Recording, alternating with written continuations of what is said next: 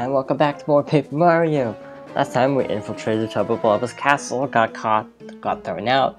And this is also rated by Tails games. And basically we were almost at the door, so whatever.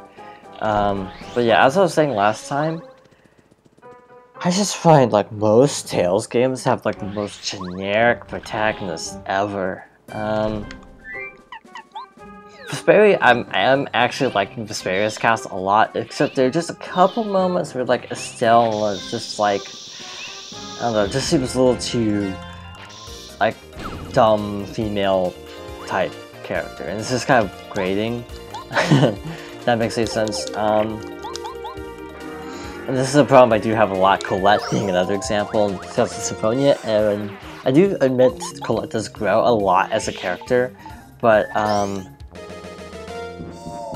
I am hoping the same happens for Estelle. From what I understand, she kind of follows a similar plot line as Colette, so I'm interested to play more of Vesperia, but yeah, I'm not really feeling the characters too much.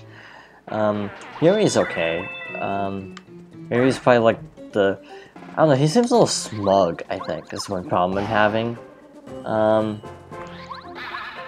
Like, I mean, a lot of Tails protagonists are smug, and to be honest, compared to like every other Tails protagonist, it feels a little old, because like Lloyd was also like super confident in Symphonia, and like, don't get me started on Abyss's cast, just don't.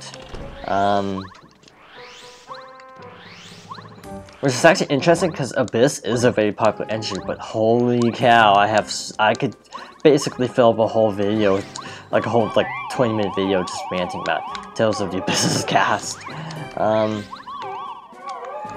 We picked the wrong things, so that's why I'm backtracking. And that's all the Tales games I've actually played. Symphonia, Abyss, why am I blanking? Symphonia, Abyss,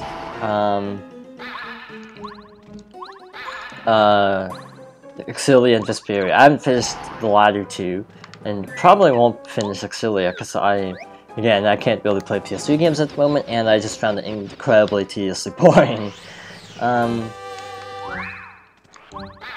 Yeah, Exilia was a game I wanted to like, but just couldn't. Abyss was my first, so Final Fantasy 13 syndrome again, where it's like, I do not consider it a good game from a series standpoint. I consider it like very low to mid tier. But it was my first, so I cut a lot more slack. Like Guy and Tyr are actually pretty good characters, but all the rest are like the worst. I feel like Jade, but I don't know, I just found them a little... It's like, each Tails game has the exact same characters, just reskinned. You have your smug character, you have your, like, hero character, you kind of bland hero, your ditzy female character, or more like socially out of it female character a lot of times. But, yeah, they all fall into archetypes, and it's a little annoying, to be honest, that you can't just have a normal female character, or a normal character period in a Tails game. They all just fall into categories. Oh, Graces, I forgot about playing that. Tales of Graces is good, don't get me wrong, but holy cow, is it, like, hard to replay. I tried replaying Abyss and actually Graces, and I could replay either of them. I quit both. I like Graces better than Abyss, but again, like, there's Sophie as a sort of clueless character. You have more female characters, actually, come to think of it. Well, actually, no, okay, here's the thing, like, Tales of Symphonia is weird because you have basically Sheena and Colette, which is, to me, overkill. It's like, do we really need two ditzy characters? I can't remember anyone being particularly ditzy. No. I just remember. I just totally remember it. And you have Persea as well in Symphonia, who's kind of, yeah, also. Like, none of the characters, like, female characters in Symphonia are, like, normal female characters. They're all just sort of, like, out of it. For various reasons. All the male characters are really good in this. No, Rain is actually pretty good in Symphonia. But yeah, all the others are kind of, like, blondes. Even though they aren't all, even though they have wildly different hair color, they are basically blondes. Don't get me wrong, Symphonia is really amazing. It just really takes the characters a long time to hit their stride. So, like Lloyd and Genius, they're really good characters. Right off the bat, everyone else takes forever to become super likable.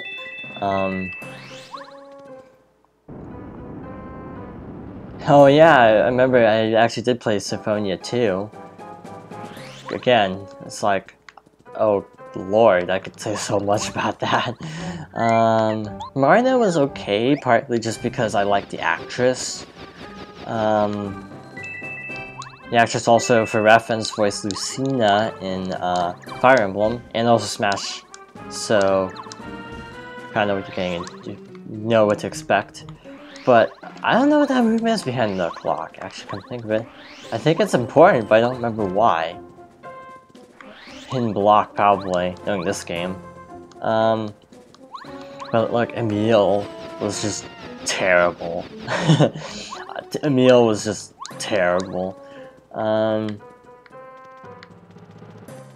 Emile Casta, whatever his last name was.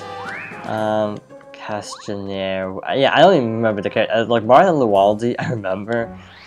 I do not remember the other character's last name. And you know, courage is the magic that turns dreams into reality. How many times did they really need to say that? Seriously. I remember reading a review that basically said like, take a shot of alcohol every time they say that or something along those lines. You'd be like completely drunk in no time. I know condone alcoholism. I'm not even old enough to drink, so and I never drink. It doesn't sound fun actually, not being completely cogent to be honest, but to each their own.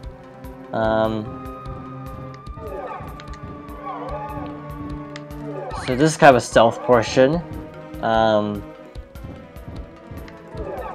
Kind of stupid stealth though, broken stealth. Okay. We should be able to outspeed them now. Okay, but anyway, Tales of Symphonia 2. Like once the main character stopped being an obnoxious idiot, it was too late for me to care. Like having a character completely motivated by revenge does nothing for me. Absolutely nothing. And basically, the character of Emile in that game is completely 100% driven by revenge. And I just find him to be like the worst Tales protagonist, even worse than Luke, who I could write a whole paper about why Luke is a terrible protagonist in From Abyss.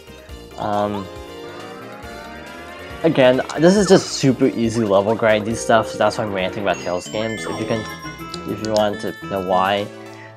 There's not much to actually explain. Like some gameplay sections do require a lot of explanation. This is not one of them. It's hard to collect coins. I'm just gonna ignore the coins. Final Fantasy protagonists also have been hitting a serious rut lately. Like I do admit 15's characters are actually refreshingly different than normal. I just wish I liked them.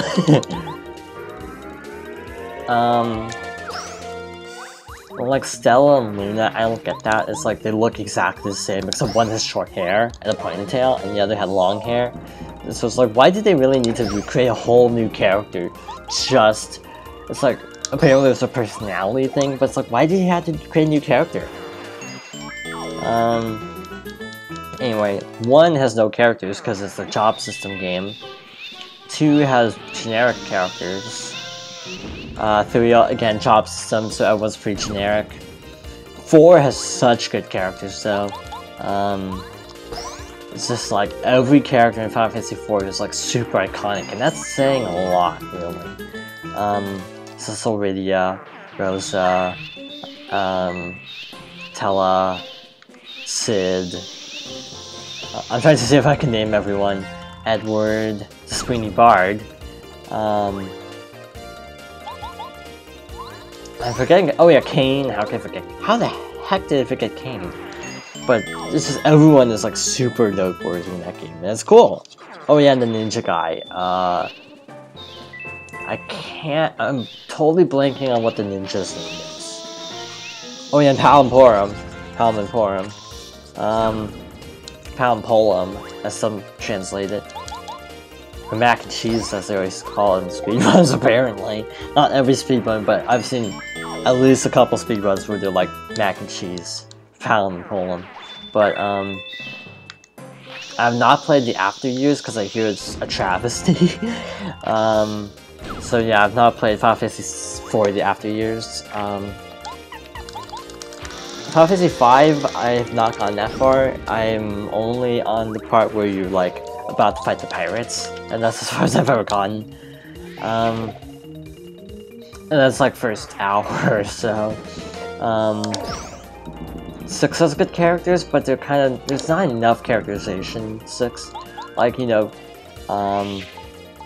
characters like Terra are cool, but they don't have enough development. Like Locke, Shadow,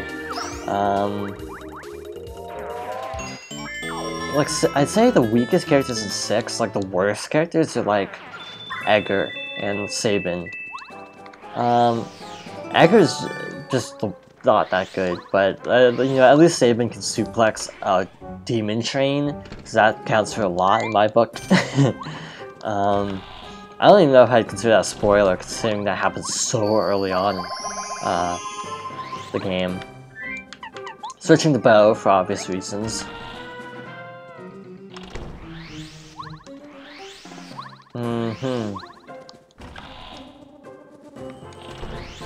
So this is kind of like a dining room and a bedroom. So this, whoa, something's coming. Might be in trouble. That starts to ran away. Now I think someone suspicious is in the castle. Sure don't like to make King Bowser mad. He's scary. Did make me invincible, but if I screw up, he might change me back to normal.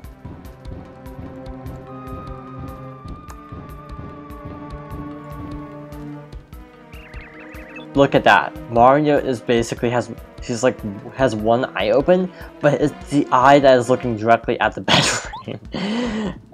I think he's an idiot. Again, stop bubbles. It's a thing. Hi there, I'm Yaki, a faithful and chatty follower of Master Chocobo. My very important job is to guard his valuables. You don't like the Master Chocobo at all. That means you got come here to steal me, and the magical key that unlocks the door to Windy Wind Mill at the foot of Gusty Gulch. Furthermore, your goal is to find out if there is a secret inside Gusty Wind Mill. Yep. You're a very honest person, are ya? Help! Leave. That's gonna be me tomorrow. 5 more minutes.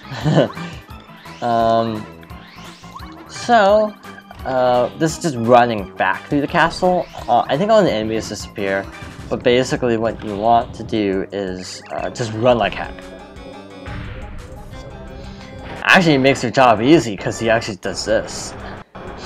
I'm not sure entirely if it's that easy to backtrack, like if they repair everything. Not make haste, but anyway, back to Final Fantasy. Final Fantasy VII's characters I did not like, to be honest. Like, Aerith is good, but spoiler, she dies. So it's like, it's so famous that that's kind of played out. I feel like her death is the only reason people actually like her as a character. And that's horrible to say, I know, but still. I feel like she has no character development that really. Like, Tifa's generic, and her character development is placed in all the wrong places, if you know what I'm saying. Cloud is just moody, and like Sid Barrett just swear constantly. What's that noise? The blob is chasing you and you just ran on the other side of the door? Gulp. Windmill at the foot of the hill. Of course. You must hurry. Run as fast as you can to Windy Mill. You'll hold top up over here. It's too dangerous. He's a madman. He'll eat every last one of you. Why won't this door open? Oh, how long will we keep holding this? Don't worry about it. Go for all our sakes. Don't look back. Unlike the wind. Oh man. But anyway, this is just running back, so I'll continue talking about Final. Oh, Star Piece. But yeah, Final Fantasy IX's characters are pretty good. Like I feel like they strike a good balance between like emo and actually sympathetic. Like Zidane and Vivi are both like super, at parts of the game are like super depressed characters, but I feel like it's at a level that works well for the game. It doesn't just feel like I have a chip on my shoulder like most Final Fantasy protagonists.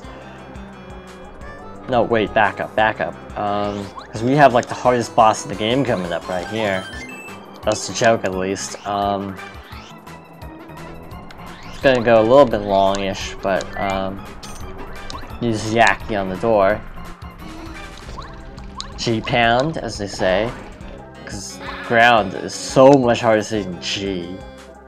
Hyper Goomba, he's just gonna be a jerk. And, new entry allowed.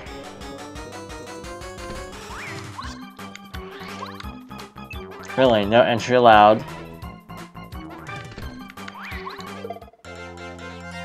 I did not mean to jump on that guy. So we're right before boss battle. I think I'm gonna save my HP to be honest.